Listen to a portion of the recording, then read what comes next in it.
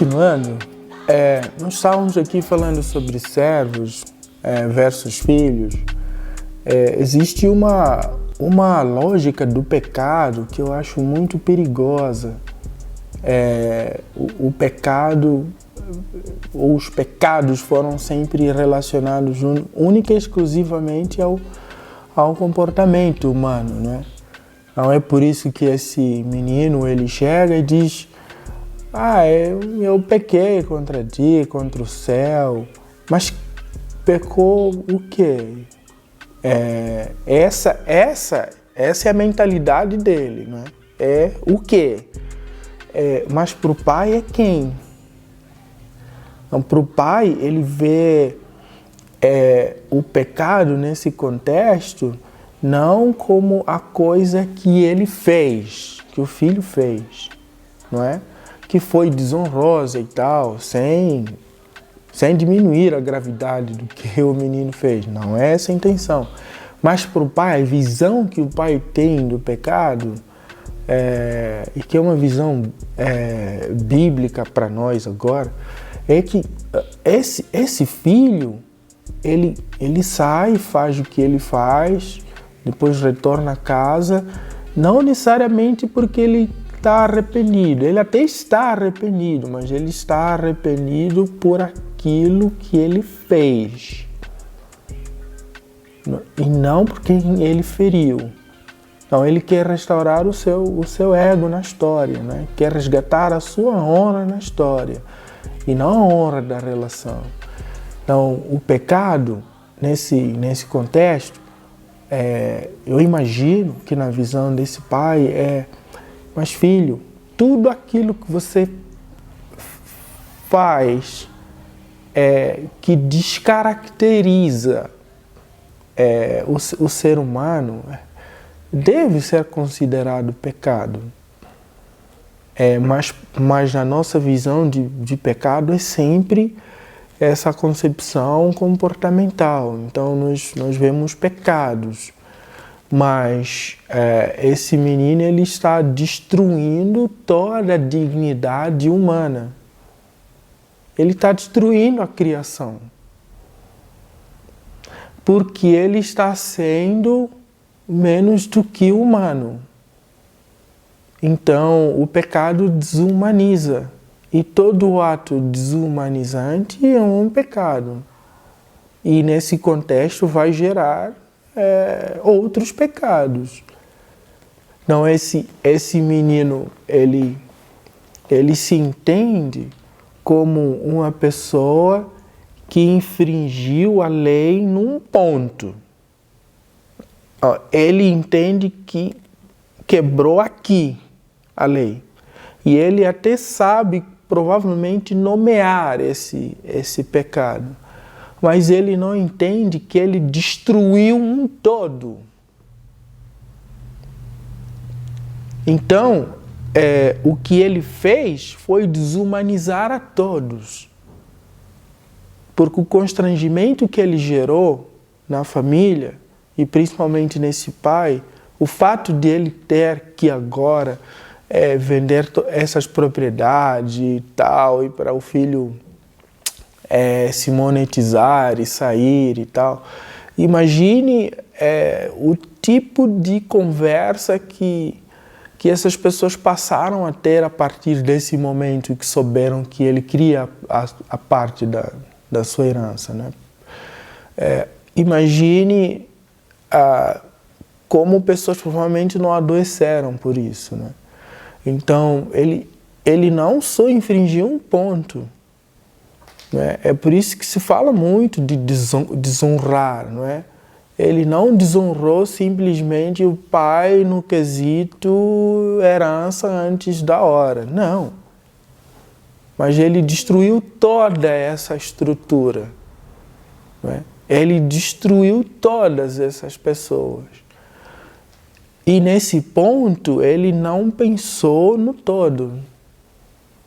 Mas provavelmente ele estava convencido de que fazer um pedido desse não iria machucar ninguém.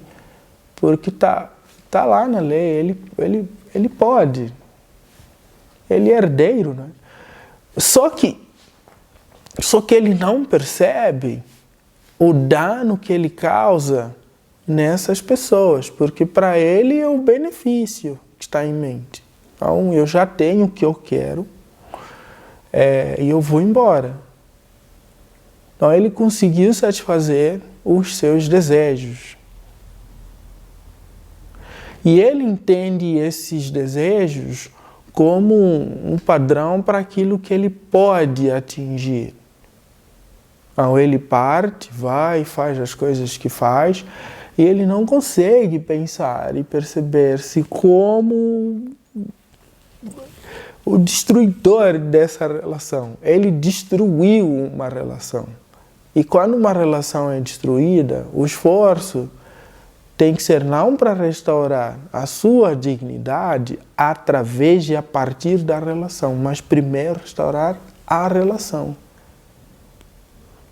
Mas esse menino, como muitos de nós, sempre pensamos na nossa própria dignidade, não é? Antes de tudo. É por isso que nós fazemos de tudo para velarmos por nossa reputação, não é? Não porque nós estamos interessados no todo, mas nós estamos interessados naquela parte que provavelmente irá me prejudicar. É por isso que os nossos esforços para com o outro são sempre até onde eu me sinto confortável. Até onde eu posso ir, é até aqui. Depois daqui eu não vou mais. Por quê? Porque depois daqui é uma ameaça à minha integridade. Mas quem criou esses padrões? E quem tem a régua para medir a sua integridade? Porque se assim fosse, provavelmente Jesus não teria que ter vindo. Ou por que morrer numa cruz? Porque a cruz é um excesso. É tanto o excesso da maldade como o excesso de uma manifestação da bondade. Agora, se a lógica de Jesus fosse simplesmente perfumista, ele ia dizer, vamos aniquilar esses seres humanos e vamos fazer seres humanos melhores. Por isso que o Evangelho não é um corretivo. O Evangelho não é uma solução. O Evangelho é redentivo. É uma redenção. Pura e simplesmente isso e assim. Então, a obra, não é, de Jesus através do Evangelho não é restaurar o que se perdeu, mas quem se perdeu. Porque o quem que faz o quê? Só que o nosso foco sempre muda. Muda de quem, deixa de ser quem, passa a ser o quê. Então, a primeira pergunta que nós nos fazemos quando estamos dentro de um conflito é o que eu vou perder. E quando estamos em uma negociação é o que eu vou ganhar. E se o que eu ganhar excede o que eu vou perder, então funciona. Por isso que essa coisa de deu certo, dá certo, será que dá? Funciona? É uma lógica bonita, não é? Muito bonita por acaso, mas por Evangelho, às vezes o que dá certo não funciona. Nem sempre quando a gente ganha, deu certo. Porque na nossa lógica, ganhar significa o outro perder. E restaurar essa balança é uma atividade divina. E o perdão faz isso. Então, a compaixão do pai foi em preservar a honra do filho na relação. Então, ele corre em direção ao filho. Ele viu o filho. De longe ele viu. E ele corre, que é um ato desonroso para uma pessoa, provavelmente com a idade que esse pai tinha, correr dentro das vestimentas que nós imaginamos que esse pai tinha na narrativa que Jesus nos conta através de Lucas. Então, não eram calças jeans, né? Eram shorts para atleta, não tinha tênis para correr. Era no mínimo sandália aí, entende? Então, para ele correr, ele vai ter que puxar a sua bata, vai ter que puxar e vai ter que correr. E nessa, ele está disposto a passar, pela vergonha, inclusive. E tem pessoas provavelmente acompanhando essa cena toda. Mas ele corre. Então, o correr do pai foi a pensar na restauração do filho na relação. Mas o correr do filho foi a pensar na restauração da sua reputação através da relação. Para o filho, a relação é como se fosse um instrumento para ele alcançar o fim que ele almeja. Mas para o pai a relação é tudo. Sem isso, ele não é e ninguém pode ser, nem vir a ser. Então, o pai corre de forma descontrolada. E qual é o gesto do pai? O primeiro, ele abraça o filho. E esse abraço é literal na narrativa, mas ele pode ser simbólico. Em que sentido? Eu abracei porque ninguém mais quer abraçar esse indivíduo. Mas ele é meu filho. Então, antes que o rejeitem e o repudiem, porque esse filho é membro não só dessa família imediata, como da sua comunidade como um todo. Então, ele não só destruiu a família dele, como destruiu toda a comunidade. Porque imagina um exemplo para os outros filhos da idade dele, né? Então, pense nisso. Agora, ele chega, aí o pai o abraça. E provavelmente, na minha imaginação, se tem pessoas já acompanhando essa cena toda, eles dizem, o que eles vão dizer? Eles vão olhar para esse menino. Se o pai o abraçou, quem somos nós para rejeitá-lo? Podem até o fazer, mas do que vai adiantar rejeitar esse menino? Então, e nessa, o pai diz coisas. O filho está tentando dizer, não é? É o discurso ensaiado dele, lembra? Eu vou chegar, vou falar isso, isso, isso e isso. E o pai chega e está disposto a dizer, abraça e tal, com compaixão e dá ordens para que os servos tragam algumas coisas para ele. E as coisas que trazem para ele também têm um sentido simbólico, né? Dentro dessa narrativa e na narrativa bíblica também, para esse povo.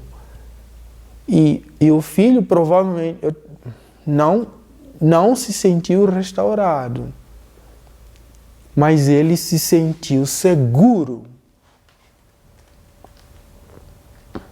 Então ele se sente seguro porque agora ele vai voltar a ter na cabeça dele os privilégios que ele sempre teve. E para o pai ele estava restaurando o filho na relação. Porque tudo que ele tem ainda é dele. Então, para o filho, a herança é uma coisa técnica. É o que eu tenho direito. Para o pai, a herança é quem ele é. Por isso que ele está disposto agora a dizer, bora para a festa. É grana de quem que patrocinou toda essa festa? Será que ele mexeu no dinheiro do outro irmão? Então é grana de quem? Do pai. Então, para o pai, a festa não é a festa. A festa é a celebração da restauração desse filho à relação. Então, tudo que ele apresenta para o filho é um pretexto para que o filho se enxergue dentro dessa relação como filho e não como um servo. Mas enquanto eles organizam a festa, não é? Deram a roupa para ele, deram um anel para ele, deram as sandálias para ele, para que ele pudesse não olhar para o anel, nem para a roupa e nem para a sandália, mas para que ele, através desse ato, ele se enxergasse como filho. E não para que ele entendesse o Pai, mas para que ele chegasse a conhecer o Pai. O coração do Pai não muda. É o mesmo. Mas o outro filho enxerga e se irrita com essa cena. Agora nós temos um pai que está no meio de dois filhos, tentando, através dos seus atos e palavras, mostrar para os dois que os dois são filhos e não são servos. Mas os dois pensam como servos, porque o outro diz, agora eu vou, na forma como entendo ali a linguagem, nem nos meus melhores dias o Senhor mandou matar um novilho e tal, sempre foi, nem um cabrito, meu. Pô, pai, que brincadeira é essa? Esse cara vem e o Senhor ainda organiza uma festa e faz toda essa coisa aqui, essa novela toda e tal, blá, blá, blá. E o pai diz, eu sou seu pai e você não percebe que você está destruindo a relação, porque você não está me tratando como um pai, você está me tratando como um patrão. E do pior, severo, que não corresponde com as suas expectativas. Lembrando que essa expectativa, esse outro filho nunca revelou ao pai, que ele gostaria que o pai organizasse festas para esse outro filho celebrar com os amigos e que matasse, sei lá, aquele animal que está ali, que é considerado importante para cerimônias importantes, anuais, religiosas e tal. Pai organiza festa para mim, os meus amigos e tal, e blá, blá, blá. Ele não se vê como uma pessoa responsável dentro dessa relação. Ele quer e enxerga o seu pai como alguém que vai satisfazer, sim, os seus desejos por e através dessa relação. Então, é uma mentalidade guiada pelos resultados. Se dá resultado, então é bom. Então, esses dois filhos dão um resultado. O outro trabalha com seu pai, ajuda, faz as coisas todos os dias. É aparentemente obediente, mas ele espera ser validado através, a partir dos resultados que ele produz para o seu pai. Ele não se enxerga como um validado. Então ele enxerga o pai como a quem vai agregar valor à sua vida. Ele não se enxerga como uma pessoa valorizada. Então, se vive nessa lógica, e é uma descaracterização tal que dá a impressão que esse outro filho parece um super-humano. Aí eu volto àquela questão do pecado, que não é só desumanizar, mas ser super-humano também é pecado. Então ele se enxerga como essa pessoa, né? cheia de potencial, que faz, que performa e tal, que produz e tudo mais. E ele nunca se enxerga como parte de um todo. Então, eu vou sempre repetir a palavra relação e relacionamento, Porque é o que se trata aqui, né? Porque senão a gente cai nessa lógica onde a relação passa a ser o lugar onde eu me fortaleço. É difícil nós nos enxergarmos como pessoas que têm algo para repartir. Nós sempre gostamos de absorver a partir de um lugar onde nós nos sentimos seguros. Então, esses filhos se sentem seguros, porque o pai oferece essas coisas a eles. E é tão bom para eles, e é tão seguro, e é tão gostoso para eles, que eles se esquecem que estão dentro de uma relação onde eles têm responsabilidades também.